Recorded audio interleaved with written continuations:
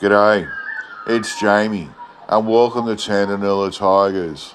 Today, I'm reading an old newspaper article about African lion escapes in the early 1900s, so we'll get into it. This was published in the Port Pirie Recorder and Northwestern Mail on Monday, the 20th of July, 1914, titled Raving Lions, Some Notable Scares by Wobbegong. Lion at Broken Hill. The hairbreadth escapes that a few thousand people had at Broken Hill a few years ago when Prince, the splendid performing lion connected with Fitzgerald's circus, walked out of the arena are well remembered in the Silver City. Mr. Zapf, the lion's tamer, now a publican at Abercrombie Street, Redfern, had put him through his performance in a great cage. Prince used to ride on an elephant's back, and the elephant had its head protected with thick leather studded with spikes to prevent the lion's claws hurting it. Somehow, not fully explained, Prince escaped. It was a children's matinee, and about 3,000 children and adults were present. The lion did not attack a single human being, but encountering a performing goat, smashed it with one blow and rushed out of the circus enclosure, people scattering before it like sheep before a dingo. It ultimately made its way to one of the slag heaps and stood on top of it, not knowing what to do in its newfound freedom. A hue and a cry followed its departure from the circus, and before long, about 5,000 people were on various points of vantage watching it. A band of police armed with rifles and miners and circus attendants with rifles, revolvers and other weapons advanced slowly to the attack.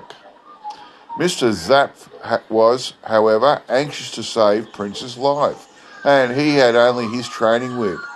He implored the police and others not to shoot, and he had the travelling cage brought to the foot of the slag heap, and the staging by which Prince entered it placed in position. Then he advanced and cracked his whip, and Prince, no doubt terrified by the mass of humanity around him, ran quickly down the slag heap and into his cage after 5 hours of liberty. It was a bloodless victory, for which the Fitzgeralds and the Broken Hill people were duly thankful, especially the Fitzgeralds, because Prince was a valuable animal, but the Broken Hill people missed their thrill. Melbourne sensation. Melbourne had its lion thrill one Saturday afternoon a year or so ago.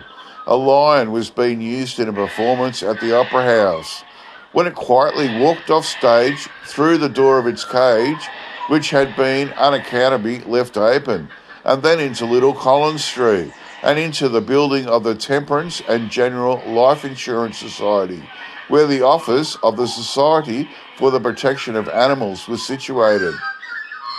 There was no one in the building but the caretaker, and he was upstairs.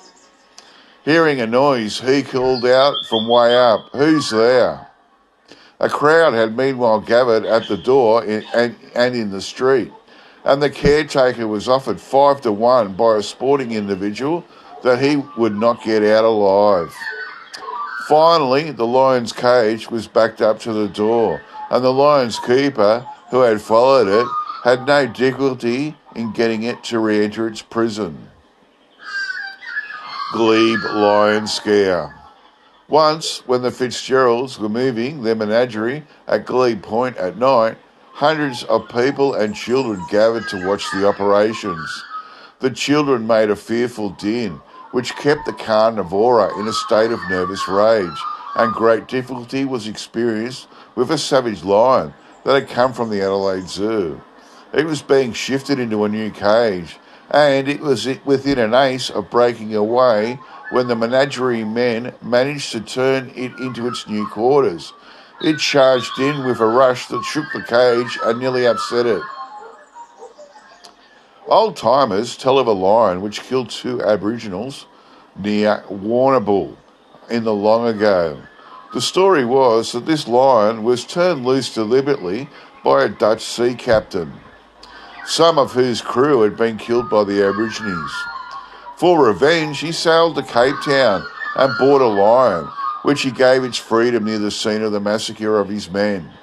Many years afterwards, it was reported that a petrified lion was found in a limestone cave near Warrnambool, but investigators showed it to be a fake. It had been carved and treated with chemicals then.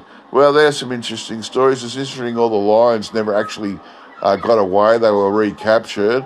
I like the one in the Melbourne one where the lions walked out of the Opera House and into the building that housed the Society for Protection of Animals. And I imagine it wanted to go to the Society for Protection of Animals and say, I've got a bit of a complaint about how I'm being kept. Okay, that's it from me. I'll get back to you all next time. Bye.